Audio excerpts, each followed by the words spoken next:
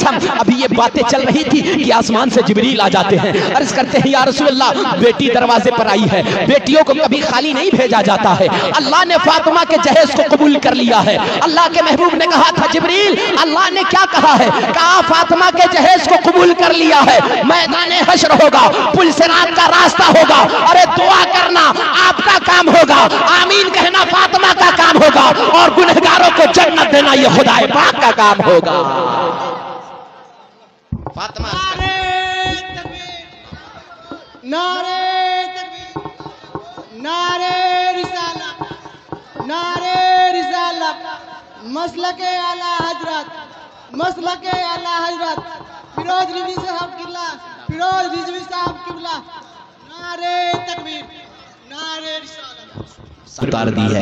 یہ خدیجہ الکبریٰ ہے، اپنی بیٹی کو وصیت کر کے جا رہی ہے، میری بیٹی اپنے باپ کا دل نہ دکھانا، اپنے باپ کا دل نہ توڑنا، تیرے باپ کی ذمہ داری رہتی ہے، دین اور دنیا کا بھی کام رہتا ہے۔ فاطمہ پرورش پاتی رہی، جانتے ہو جب ان کو رخصت کیا نا، اللہ کے محبوب نے اپنی بیٹی کو رخصت کر رہے ہیں، رخصت کرتے ٹائم علی سے شادی کر رہے ہیں، دنیا کے سب سے غریب علی کے ساتھ نکاح کر رہے ہیں۔ حالانکہ پیغمبر کی بارگاہ میں بڑے بڑے کروڑ پتی آئے تھے، بڑے بڑے دولت مند آئے تھے، یا رسول اللہ اپنی بیٹی سیدہ فاطمہ کا ہاتھ مجھے دے دیجئے، میرے بیٹے کے ساتھ رشتہ کر دیجئے، اللہ میرے پاس زمین، اللہ کے رسول میرے پاس زمین بھی ہے، میرے پاس مال بھی ہے، اچھی دولت بھی ہے، میں بڑا مالدار بھی ہوں، یا رسول اللہ اپنی بیٹی کا ہاتھ مجھے دے دیجئے، اپنی بیٹی کا رشتہ میرے ساتھ کر دیجئے۔ لیکن خدا کی قسم اللہ کے محبوب نے سبھی رشتوں کو ٹالتے گئے، سبھی رشتوں کو چھوڑتے گئے، لیکن کیا ہوا یار، ایک غریب علی آیا تھا اللہ کے محبوب کے دروازے پہ، علی آ کر کے بیٹھا تھا، اللہ کے محبوب نے سوچا یار اس علی کے لیے فاطمہ سے بہتر دنیا میں کوئی لڑکا نہیں ہے۔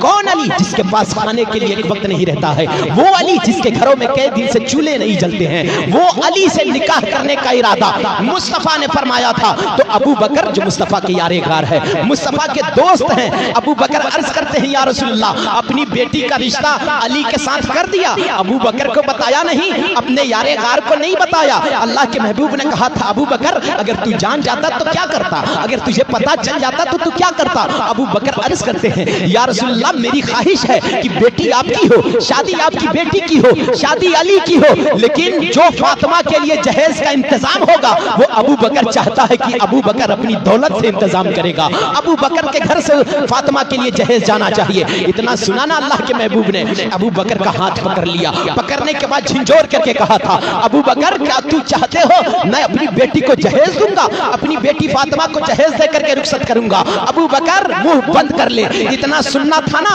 اندر سے آواز آتی ہے، کس کی آواز تھی یار؟ وہ خدیجہ سیدہ فاطمہ کی آواز تھی، حضور کی پیاری بیٹی کی آواز تھی، جنتی عورتوں کی سردار کی آواز تھی۔ اندر سے آواز آتی ہے ابا جان، ابا جان فاطمہ کو جہیز چاہیے۔ اندر سے آواز آتی ہے ابو جان فاطمہ کو جہیز چاہیے۔ اتنا سنا نا، اللہ کے محبوب تعجب میں آ جاتے ہیں، اللہ کے محبوب سوچنے لگتے ہیں میری بیٹی تو مجھ سے جہیز کا طلب کر رہی ہے، میری بیٹی ہو کر جہیز مانگ رہی ہے، میری بیٹی تجھ سے یہ امید نہیں تھا کہ میری بیٹی ہو کر تو جہیز مانگ رہی ہے۔ اندر سے آواز آتی ہے ابا جان فاطمہ کو جہیز چاہیے، مگر سن لیجئے کون سا جہیز چاہیے۔ آج سنیں اپنی بیٹیوں کو جہیز دے کر رخصت کرنے والوں، ہم دنیا کے بڑے سے بڑا مالدار ہو جائیں گے، اپنی بیٹیوں کو بڑے سے بڑا جہیز دے دیں گے، لیکن خدا کی قسم جو اللہ نے مصطفیٰ کو طاقت دی تھی نا، اگر مصطفیٰ چاہتے تو اپنی بیٹی کی شادی میں اتنا جہیز دیتے کہ دنیا میں کوئی شخص اتنا اپنی بیٹی کو نہیں دے سکتا تھا۔ لیکن فاطمہ کہتی ہے ابا جان مجھے جہیز چاہیے، مگر سن لیجئے ابا جان دنیا کی دولت فاطمہ کو نہیں چاہیے، دنیا کا زیور نہیں چاہیے، دنیا کا زائدات نہیں چاہیے، فاطمہ کو دنیا کی چیزیں جہیز میں نہیں چاہیے۔ اللہ کے محبوب نے کہا تھا بیٹی پھر تجھے جہیز میں کیا چاہیے؟ اللہ کے محبوب نے کہا تھا بیٹی بتانا کیا چیز لے گی جہیز میں؟ تو محمد کی بیٹی ہو کر جہیز کا ڈیمانڈ کر رہی ہے، جہیز مانگ رہی ہے۔ فاطمہ عرض کرتی ہے یا رسول اللہ ابا جان ارے آپ کی بیٹی کو دولت نہیں چاہیے، آپ کی بیٹی کو ثروت نہیں چاہیے، چاہیے, آپ کی بیٹی کو زمین و جائیداد نہیں چاہیے. اللہ کے محبوب نے کہا تھا بیٹی بتا کیا چیز چاہیے. بیٹی عرض کرتی ہے ابا جان یاد کیجئے ایک مقام پہ آپ نے فرمایا تھا کہ پل صراط کا راستہ ہوگا, پل صراط کے راستے پہ گنہگار بھی پار کریں گے, اس سے نیکوکار بھی پار کریں گے, نمازی بھی پار ہوں گے, اس سے حاجی بھی گزریں گے, اس سے خطا کار بھی گزریں گے, اس سے پاپی بھی گزریں گے. فاطمہ عرض کرتی ہے ابا جان آپ نے ایک مقام پہ فرمایا تھا کہ میدان حشر ہوگا, پل صراط کا راستہ ہوگا, میری گنہگار امتی بھی گزریں گے, نیکوکار امتی بھی گزریں گے, کوئی اپنی نماز کے بنیاد پہ گزر جائے گا, کوئی اپنے عمل کے بنیاد پہ گزر جائے گا, لیکن میری گنہگار امتی پل صراط سے کٹ کر کے جہنم میں گر جائیں گے. یاد کیجئے ابا جان آپ نے ایک مقام پہ فرمایا تھا کہ میدان حشر میں پل صراط کے قریب آمنہ کا لال بیٹھے گا اور دعا کرے گا اللہ میری گنہگار امتی کو پل سے پار کرا دے, میری گنہگار امتی کو پل صراط پار کرا دے. ابا جان آپ کو یاد ہے اللہ کے محبوب نے کہا ہاں میری بیٹی میں نے فرمایا تھا اور یہ حق ہے کہ پل صراط کا راستہ ہوگا, محمد وہاں بیٹھ کر کے دعائیں کرے گا, میری گنہگار امتی کو جنت عطا فرما دینا. فاطمہ کہتی ہے ابا جان بس مجھے جہیز میں یہ چاہیے کہ میدان حشر ہوگا, پل صراط کا راستہ ہوگا, آپ جب دعا کریں گے تو آپ کی بیٹی سیدہ فاطمہ کو آمین کہنے کا حق دیا جائے, سیدہ فاطمہ کو آمین کہنے کا موقع دیا جائے. یہی فاطمہ کے لیے جہیز ہے. اب میں پوچھنا چاہوں گا محمد گنہگار امتی کے لیے رو رہا ہے, اس کی بیٹی گنہگار امتی کے لیے رو رہی ہے, ہمارے لیے رو رہے ہیں. خدا کی قسم ابھی یہ باتیں چل رہی تھی کہ آسمان سے جبریل آ جاتے ہیں, عرض کرتے ہیں یا رسول اللہ بیٹی دروازے پر آئی ہے. بیٹیوں کو کبھی خالی نہیں بھیجا جاتا ہے, اللہ نے فاطمہ کے جہیز کو قبول کر لیا ہے. اللہ کے محبوب نے کہا تھا جبریل اللہ نے کیا کہا ہے, کہا فاطمہ کے جہیز کو قبول کر لیا ہے, میدان حشر ہوگا, پل صراط کا راستہ ہوگا. ارے دعا کرنا آپ کا کام ہوگا, آمین کہنا فاطمہ کا کام ہوگا, اور گنہگاروں کو جنت دینا یہ خدا پاک کا کام ہوگا. فاطمہ نعرے تکبیر, نعرے رسالت, نعرے رسالت, مسلک اعلی حضرت, مسلک اعلی حضرت فیروز رضوی صاحب قبلہ, فیروز رضوی صاحب قبلہ. نعرے تکبیر, نعرے رسالت. صاحب یہ فاطمہ ہے, کہتی ہے ابا جان مجھے پل صراط پہ دعا کرنے کا, جب آپ دعا کریں گے نا مجھے آمین کہنے کا حق مل جائے. یہی فاطمہ کا جہیز ہے. جبریل آگے کہتے ہیں یا رسول اللہ فاطمہ کے جہیز کو اللہ نے قبول کر لیا ہے, اللہ نے اسے قبول کر لیا ہے. یہ ہے فاطمہ جو باپ کا پیار بھی محمد دے رہے ہیں, ماں کا پیار بھی فاطمہ کو محمد دے رہے ہیں. جانتے ہیں جب علی کے ساتھ رشتہ طے ہو گیا, دنیا والوں نے کہا تھا یا رسول اللہ بڑے سے بڑا کروڑ پتی فاطمہ کی بارگاہ میں آپ کی بارگاہ میں آئے تھے. ماشاءاللہ یہ دیکھیے ہمارے اخلاق بھائی دیر آئے مگر درست آئے, اللہ سلامت رکھے. یہ کی بار میں سب کا ریکارڈ توڑ ڈالا ہے, اللہ اسے سلامت رکھے. فاطمہ کہتی ہے ابا جان مجھے جہیز میں وہ چاہیے. پھر جب علی کے ساتھ رشتہ طے ہوا نا, ابو بکر سے کہا تھا جانتے ہو میں اپنی بیٹی کو جہیز میں نہیں دوں گا, جہیز کچھ نہیں دوں گا. ابو بکر نے کہا تھا یا رسول اللہ کیا اپنی بیٹی کو جہیز نہیں دیجیے گا, اپنی بیٹی کو جہیز نہیں دیجیے گا. کہا کیوں نہیں دیجیے گا یار, اللہ نے آپ کو پاورفل بنایا ہے, آپ کو طاقتور بنایا ہے, آپ کے پاس اتنی طاقتیں ہیں کہ اگر آپ اشارہ کر دیں تو مکے کی سب پہاڑیں آپ کے قدموں میں دولت بن جائے گی. لیکن یا رسول اللہ آپ اپنی بیٹی کو جہیز کیوں نہیں دیجیے گا؟ اللہ کے محبوب کا فرمان سن لو. اللہ کے محبوب نے فرمایا تھا جانتے ہو ابو بکر, جانتے ہو میرے یار اگر آج اپنی بیٹی کو میں جہیز دے دیا, اگر آج اپنی بیٹی کو میں دولت دے دیا, زمین و جائیداد دے دیا, زیورات دے دیا, تو آنے والے میری قوم میں غریب, میری امتی میں کچھ غریب بچیاں بھی ہوں گی, کچھ غریب قوم بھی ہوگی جس کے باپ کے پاس کبھی دولت نہیں ہوگی, جس کے پاس باپ کے پاس زمین و جائیداد نہیں ہوگی. کچھ بیٹیاں حالات حاضرہ کا جائزہ لینا, آج کتنی بیٹیاں بیٹھ کر کے گھروں میں رو رہی ہے جس کا عمر 25 سالہ ہو گیا ہے, 30 سالہ عمر ہو گیا ہے, آج تک رشتے نہیں آئے ہیں. اس لیے رشتے نہیں آ رہے ہیں کہ اس کے باپ کے پاس دولت نہیں ہے, زمین و جائیداد نہیں ہے, اس کے باپ کے پاس مال نہیں ہے. اللہ کے محبوب نے فرمایا تھا ابو بکر اگر آج اپنی بیٹی کو بہت ساری دولتیں دے کر, جہیز دے کر رخصت کروں گا تو آنے والی میری قوم کے غریب امتیوں کا کیا حال ہوگا, میرے قوم کے غریب بیٹیوں کا کیا حال ہوگا, میرے قوم کے غریب بچے بچیوں کا کیا حال ہوگا؟ لوگ تڑپائیں گے، لوگ اس سے جہیز کا ڈیمانڈ کریں گے، لوگ غریب بچیوں کے باپ سے جہیز مانگیں گے۔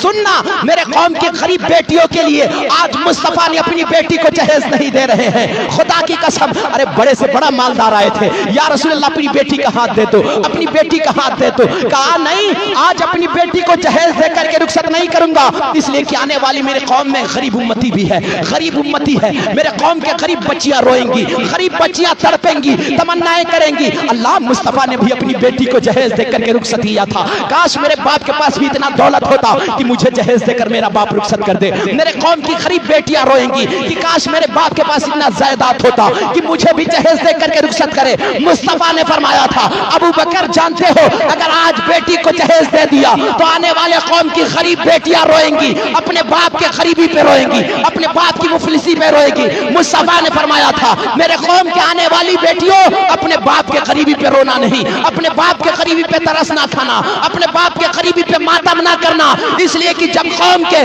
امیر بیٹیوں کو اس کی دولت پہ ناز ہونے لگ جائے تو میرے قوم کے غریب بیٹیوں کو مصطفیٰ کی سنت پہ ناز ہونے لگ جائے۔ کہا تھا ابو بکر، جانتے ہو جب میرے قوم کے امیر بیٹیوں کو اس کے باپ کے دولت پہ ناز ہونے لگ جائے تو میرے قوم کے غریب بیٹیوں کو مصطفیٰ کی سنت پہ ناز ہونے لگ جائے۔ یہی سوچ کر اپنی بیٹی کو جہیز نہیں دیا۔ بڑے سے بڑا کروڑپتی آئے تھے، علی کے ساتھ رخصت کر رہے ہیں۔ رخصت کرتے ٹائم مصطفیٰ نے فرمایا تھا، میری بیٹی جا رہی ہو، آج تک تیرے باپ کی ذمہ داری تھی، آج تک تیرے باپ کی ذمہ داری تھی، لیکن فاطمہ آج تو علی کے گھر جا رہی ہے، آج سے تیرا مالک، آج سے تیرا حاکم علی ہے۔ سن فاطمہ، جا تو رہی ہے علی کے گھر، لیکن میدان حشر میں یہ نہ سوچنا کہ تو محمد کی بیٹی ہے۔ کون کہہ رہے ہیں؟ آمنہ کا لال جو جنت کا ٹھیکیدار ہے۔ مصطفیٰ فرما رہے ہیں، بیٹی میدان حشر میں یہ گمان نہ کرنا کہ تو محمد کی بیٹی ہے، میدان حشر میں مجھ سے اس حال میں ملنا کہ تیرا شوہر تجھ سے راضی رہے، اس حال میں نہ ملنا کہ تیرا شوہر ناراض رہے۔ اگر تو اپنے شوہر کو ناراض کر کے میدان حشر میں ملے گی تو محمد تجھے دیکھے گا بھی نہیں۔ خدا کی قسم، جس سے محمد ناراض ہو جاتا ہے اسے پیدا کرنے والا خدا بھی ناراض ہو جاتا ہے۔ اللہ کے محبوب نے بیٹی کو رخصت کیا تو کہا تھا کہ جب بھی میدان حشر میں ملنا نا تو اس حال میں ملنا کہ تیرا شوہر تجھ سے راضی رہے۔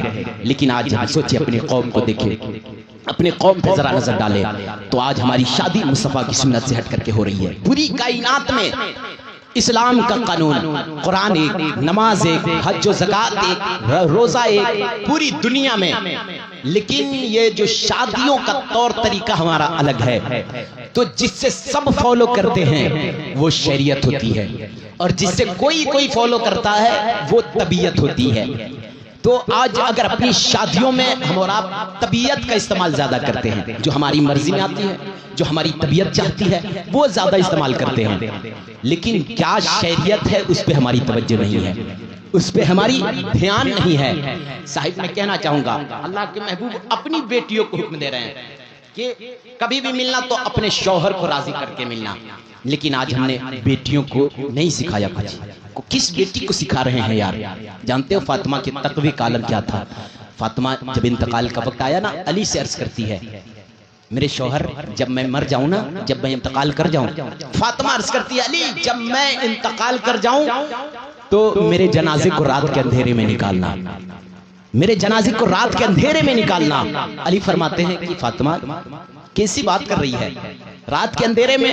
آج تو دنیا جانتی ہے کہ جس جنازے میں زیادہ سے زیادہ لوگ آتے ہیں اس جنازے کو اللہ معاف فرما دیتا ہے۔ ہاں، یہاں تک کہ فرمایا گیا کہ جس جنازے میں 40 آدمی شریک ہو جاتے ہیں تو اس میت کو اللہ مغفرت فرما دیتا ہے، اس لیے کہ ہر 40 میں ایک اللہ کے ولی ہوتے ہیں۔ فاطمہ تو رات کے اندھیرے میں کہہ رہی آخر کیوں؟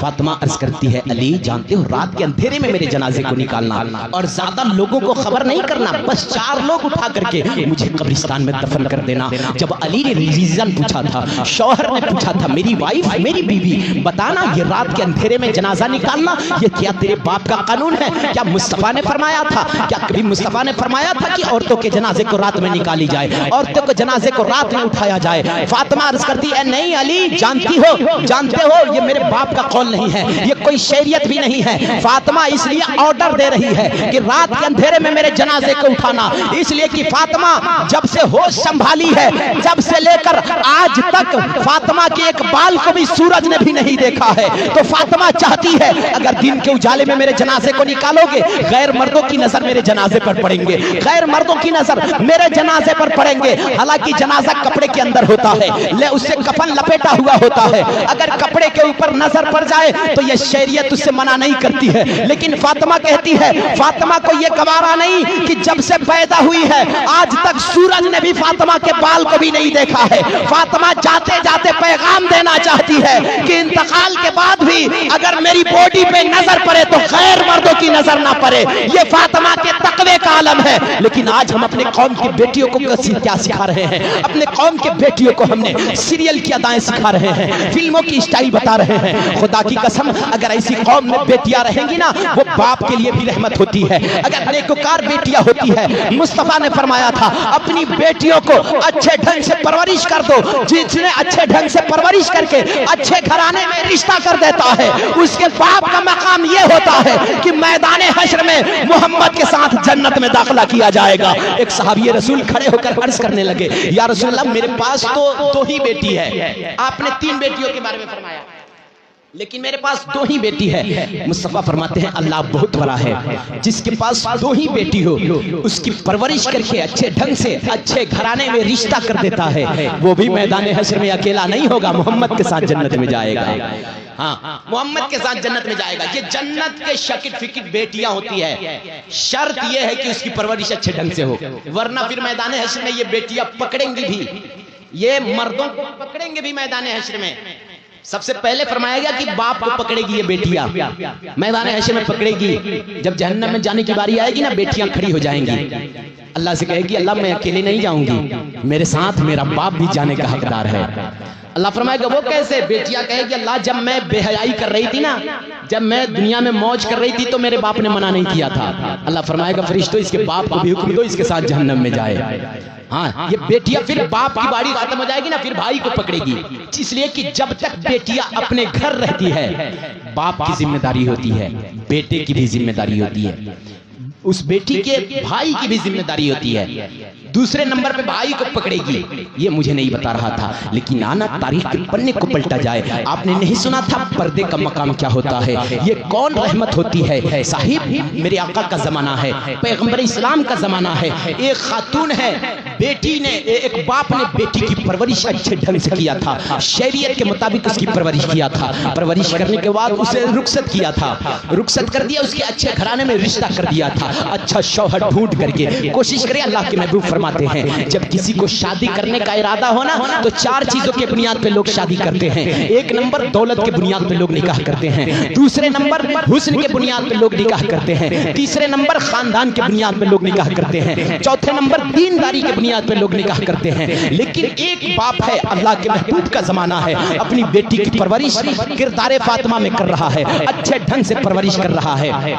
پرورش کرنے کے بعد اچھا سا لڑکا ڈھونڈا ہے, ڈھونڈنے کے بعد اپنی بیٹی کو رخصت کر دیا ہے. رخصت کرنے کے بعد شوہر بھی پابند تھا, شریعت کا پابند تھا, شوہر بڑی دیندار تھا. دیندار کے باوجود جب باپ کو رخصت کر دیا ہے, ادھر شوہر کے گھر بیٹی آئی ہے. آنے کے بعد جب اس کا شوہر پردیش جانے لگتا ہے, گھر سے باہر جانے لگتا ہے, اپنی بیوی کو وصیت کرتا ہے میری بیوی اب میں پیسہ کمانے کے لیے پردیش جا رہا ہوں, سن میری بغیر اجازت کا اپنا قدم گھر سے باہر نہ نکال دینا. سنے کنیز فاطمہ کون ہوتی ہے اور پردے کا مقام کیا ہوتا ہے. شوہر اپنی بیوی کو حکم دے رہا ہے میری بیوی میں تو پردیش جا رہا ہوں لیکن اپنا قدم گھر سے باہر نہ نکال دینا, میرے آرڈر کے بغیر, مجھ سے پوچھے بغیر اپنا قدم گھر سے باہر نہ نکال دینا. یہ وصیت کر کے شوہر پردیش چلا جاتا ہے. جانے کے بعد کچھ دن عرصہ اور کچھ دن گزرتا ہے کہ اس لڑکی کی باپ کی طبیعت خراب ہو جاتی ہے, اس کا باپ بیمار پڑ جاتا ہے.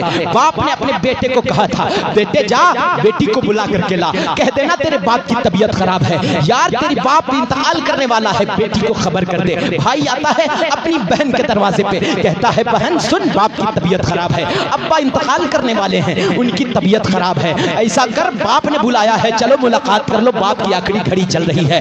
بیٹی نے کہا تھا تھا, اس بہن نے کہا تھا بھائی جانا تو کہہ دینا میرے باپ سے, میرے شوہر کی مرضی نہیں ہے, میرے شوہر نے منع کر کے گیا ہے کہ میرے اجازت کے بغیر اپنا قدم گھر سے باہر نہ نکال دینا, میں اپنے گھر پہ نہیں آ سکتی ہوں, باپ کو دیکھنے کے لیے نہیں آ سکتی ہوں. اتنا سنا بھائی واپس پلٹ جاتا ہے. باپ پوچھتا ہے کیا ہوا بیٹے؟ بیٹے نے کہا تھا آپ کی بیٹی یعنی میری بہن نے انکار کر دی ہے, آپ سے ملنا نہیں چاہتی ہے, وہ یہ کہہ رہی ہے کہ میرے شوہر کا اجازت نہیں ہے, میرے شوہر نے حکم دے کر کے گیا ہے کہ میرے اجازت کے بغیر اپنا قدم گھر سے باہر نہ نکال دینا. دوسرے مرتبہ باپ نے بھیجا تھا, کہا جا ایسا کر دوسرے مرتبہ خبر کر دے میری بیٹی کو ذرا کہہ دینا تیرا باپ انتقال کرنے والا ہے, آخری گھڑی چل رہا ہے, اپنے باپ سے ملاقات تو کر لے. دوسری مرتبہ بھائی آتا ہے, کہتا ہے بہن لوٹ چلنا گھر, باپ انتظار کر رہا ہے, زندگی اور موت کی آخری سانسوں سے لڑائی کر رہا ہے, چلنا باپ انتقال کرنے والا ہے. بہن کہتی ہے نہیں بھائی میرے شوہر کی مرضی نہیں ہے, میرے شوہر کی اجازت نہیں ہے, جانا باپ سے کہہ دینا میرے شوہر نے حکم دے کر کے گیا ہے کہ میری اجازت کے بغیر اپنا قدم گھر سے باہر نہ نکال دینا. اتنا سننا تھا بھائی واپس پلٹ جاتا ہے, کہتا ہے ابا جان بہن نے پھر سے آنے سے انکار کر دیا ہے, پھر نہیں آئی ہے.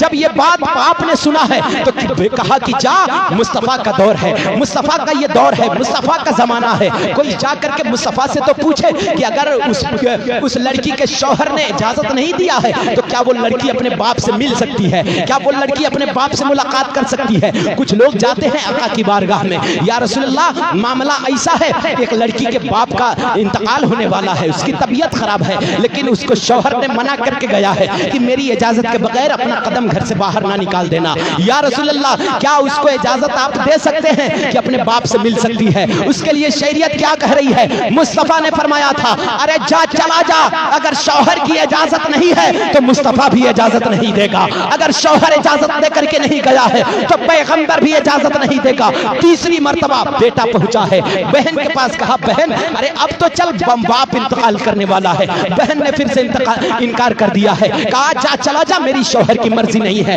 اتنا سننا تھا باپ واپس پلٹا ہے, کہا بہن آنے سے انکار کر دی ہے. یہ ٹینشن میں اگر باپ انتقال کر جاتا ہے, باپ مر جاتا ہے, مرنے کے بعد لوگوں نے کفن دفن کیا, کفن دفن کرنے کے بعد جنازے کو اٹھایا گیا. اٹھانے کے بعد جب لے جایا جا رہا تھا قبرستان کے جانب تو راستے میں اس کی بیٹی کا گھر تھا, راستے میں اس کی بیٹی کا گھر تھا. کچھ لوگوں نے رائے کیا کہ چلو اب آخری لمحے میں جب باپ قبرستان جا رہا ہے کم سے کم بیٹی کو اس کے دروازے پر لے چلا جائے اور بیٹی کو چہرہ دکھا دیا جائے. لوگوں نے بیٹی کے دوار پر لے جا کر جنازے کو رکھا ہے. رکھنے کے بعد بیٹی کو آواز دیتے ہیں آجا بیٹی, کم سے کم باپ دنیا سے جا رہا ہے, اب تو اس کا چہرہ دیکھ لے. بیٹی اندر سے آواز دیتی ہے نہیں میرے شوہر کا اجازت نہیں ہے, اگر دوار پر لے کر کے آ گئے ہو تو کم سے کم آنگن میں لے کر کے آ جاؤ, میرے گھر کے اندر جنازے کو لے کر کے آ جاؤ. وہ لڑکی نکل کر کے نہیں آئی ہے, اس لیے نہیں آئی کہ میرے شوہر کی اجازت نہیں ہے. لیکن آج میں پوچھنا چاہوں گا صاحب, آج ہماری گھر کی عورتوں کو ڈر نہیں ہے, میاں گھر نہیں بیوی کو ڈر نہیں. صاحب میاں پردیش چلا جاتا ہے, بیویاں موج کرتی ہے, آج باپ گھر پہ نہیں رہتا ہے, بیٹیاں موج کرتی ہے. سننا مصطفیٰ کے زمانے میں بیٹیوں کے دروازے پہ باپ کا جنازہ لے گیا گیا, لیکن بیٹی کہتی ہے نہیں دوار پر بھی نہیں آ سکتی ہوں, میرے شوہر کی اجازت نہیں ہے, چوکھٹ سے قدم باہر نکالنا میرے شوہر نے منع کر کے گیا ہے. لوگوں نے جنازے کو اٹھایا ہے, اس کے گھر کے اندر لے گیا ہے. لے جانے کے بعد جنازے کو رکھا گیا ہے, کہا آجا بیٹی آخری ٹائم میں تو باپ کا دیدار کر لے, باپ کا چہرہ دیکھ لے. بیٹی آتی ہے سر پہ دوپٹہ ڈالے ہوئے, چہرے پہ نقاب ڈالے ہوئے, آنے کے بعد باپ کی پیشانی کو چومتی ہے. چومنے کے بعد باپ کے قدموں کے پاس بیٹھ جاتی ہے. بیٹھنے کے بعد دعا کرتی ہے اللہ تو جانتا ہے یہ میرا باپ ہے جس نے مجھے انتظار کرتے کرتے انتقال کر گیا ہے. اللہ تو جاننے والا ہے یہ میرا کوئی پڑوسی نہیں ہے, یہ میرا رشتہ دار نہیں ہے, یہ میرے گاؤں کا نہیں ہے. اللہ تو جاننے والا ہے یہ میرا باپ ہے. 3 مرتبہ مجھے بلانے کا حکم دیا تھا, لیکن اس کی بیٹی میں اس کو دیکھنے کے لیے گھر نہیں گئی. میں اپنے شوہر کی اجازت کے بغیر قدم نکالنا نہیں چاہی. اللہ تو جاننے والا ہے میں نے تیرے محبوب کی شریعت کی حفاظت کی ہے, اپنی طبیعت کی حفاظت نہیں کی. اللہ تیری شریعت کو بچانے کے خاطر بیٹی نے اپنے باپ کا چہرہ تک نہیں دیکھا, زندگی میں دیدار نہیں کیا. اللہ ابھی اتنی آخری خواہش ہے اس بیٹی کا کہ میرے باپ کو جنت عطا فرما دینا, میرے باپ کو جنت عطا فرما دینا. اتنا کہنا تھا.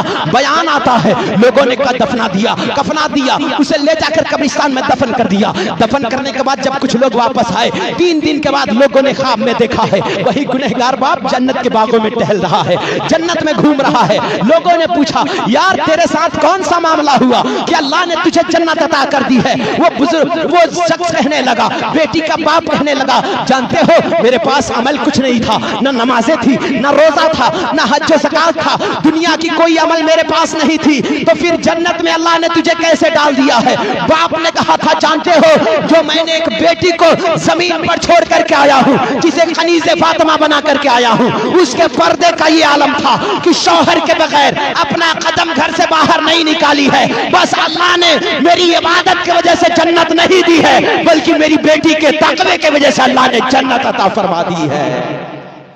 اللہ نے کہا تھا کہ جا جوان تو گنہگار سہی، تو گنہگار ضرور ہے، لیکن جو بیٹی زمین پہ چھوڑ کر کے گیا ہے، میں اس بیٹی کے تقوی کی وجہ سے اللہ تجھے جنت عطا فرما رہا ہے۔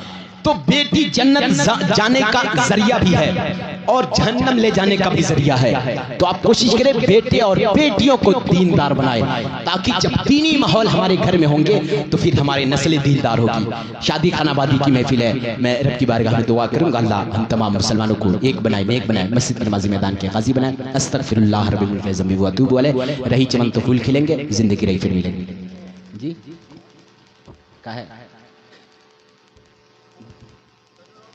درود پاک پڑھ اللہم صلی علی سیدنا شفیعنا مولانا محمد المادن الجود والکرم والہ وصحبہ بارک وسلم صلاۃ دائما سرمدنا بدا۔ صاحب یہ نکاح عظیم عبادت ہے اسلام میں، مستقل عبادت کو نکاح کہا جاتا ہے۔ تو کوشش کریں کہ اپنے، اللہ کے محبوب فرماتے ہیں چار چیزوں کے بنیاد، جب آپ کی بیوی یہ سوچے کہ مجھے ماں باپ سے ملنا ہے تو اعلیٰ حضرت فرماتے ہیں کہ کم سے کم اسے ہفتے میں ایک مرتبہ اس کے ماں باپ سے بھی ملوا دو۔ ہاں آج تو ہم اپنے ماں باپ کو روزانہ دیکھتے ہیں، ہم تو روز صبح شام اپنے ماں باپ کی زیارت کر لیتے ہیں، لیکن صاحب یہ شادی کے بعد کی ریزن یہ بہت تیزی کے ساتھ یہ پرابلم اور یہ ایشو بڑھ رہا ہے کہ دنیا میں لوگ شادی کرنے کے بعد ماں باپ سے بھی الگ ہو رہے ہیں، بھائیوں سے بھی الگ ہو جا رہے ہیں، شادی کے بعد رشتوں کو نہیں سمجھ پا رہے ہیں۔ خدا کی قسم میں کہنا چاہوں گا اگر شادی ہو جائے تو صرف بیوی کو نبھا لینا یہ کمال نہیں ہے، اللہ اب آپ کی ذمہ داری ماں باپ کی ختم نہیں ہو جاتی ہے۔ اللہ میدان حشر میں پوچھے گا، بتانا میں نے زندگی میں تجھے پیدا اس لیے کیا تھا تاکہ سب کے حقوق کو تو سمجھے، تیری لائف میں بیوی کا بھی حق تجھے دیا تھا، تیری لائف میں باپ کا بھی حق تجھے دیا تھا، ماں کا بھی حقوق تجھے دیا تھا، بھائیوں کا بھی حق تجھے دیا تھا، بتانا کتنا نبھا کر کے آیا ہے۔ صرف بیویوں کو نبھا دینے سے کام نہیں چلے گا، اللہ پوچھے گا بتانا جس باپ کو میں نے جنت کا دروازہ بنایا تھا، جس ماں کے قدموں میں جنت رکھا تھا، یار جب بھی تجھ سے کہے کہ اگر میں اسی وقت تجھ سے راضی رہوں گی جب تک اپنے شوہر سے الگ نہیں ہو جاتا ہے۔ آج چند دن کے یہ لڑکیاں آتی ہیں جو اپنے شوہروں کو ماں باپ سے الگ کروا دیتی ہے، خدا کی قسم میں پوچھنا چاہوں گا اگر اس سے جب بھی کوئی بیوی آپ سے کہے نا کہ اپنے ماں باپ سے الگ ہو جا، اپنے ماں باپ سے دور ہو جا، تو اپنی بیویوں سے کہنا سن بیوی تیرے لیے جنت تو تیرا شوہر ہے اور میرے لیے جنت جانتے ہو میرے لیے جنت میرا ماں باپ ہے۔ اگر تو چاہتی ہے کہ تیری جنت تجھ سے راضی رہے تو میری جنت کو ناراض نہ کرنا، اس لیے کہ جس سے ماں باپ راضی ہوتے ہیں اسی سے خدا پاک بھی راضی ہوتا ہے۔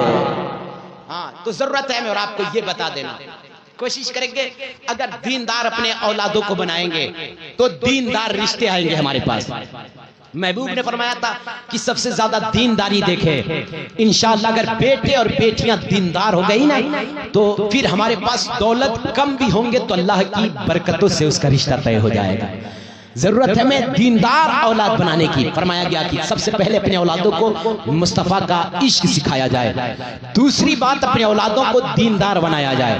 اگر اولادیں دیندار ہو گئی تو پھر ہماری نسلیں دیندار پیدا ہوگی۔ موسم بھی کچھ ناساز ہے اور گرمی بھی بہت زیادہ ہے، رب کی بارگاہ میں دعا کروں گا اللہ آپ تمام مسلمانوں کو ایک بنائے، نیک بنائے، مسجد نماز میدان کے غازی بنائے۔ استغفر اللہ رب العزت ذنبی و اتوب الیہ۔ رہی چمن تو پھول کھلیں گے، زندگی رہی پھر ملیں گے۔ السلام علیکم۔